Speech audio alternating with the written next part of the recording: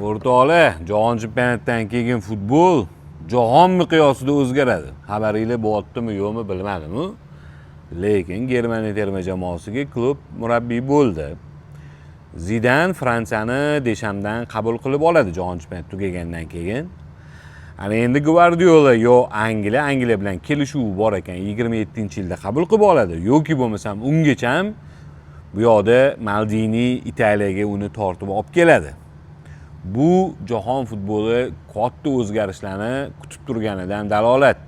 Katta 3 ta murabbiy oxirgi yillarda bizni ko'rayotgan futbolni o'zgartirgan murabbiylar terma jamoalarda ish boshlaydi. Hali ishlamagan terma jamoalarda, lekin aniq terma jamoalarni futboli o'zgaradi va bu yog'iga haqiqatdan ham FIFA 64 talik jahon chempionatini va bo'sh kunlardagi har xil FIFA seriyasiga o'xshagan turnirlarni ko'paytirish maqsadi aniq ravshan bo'lib turibdi.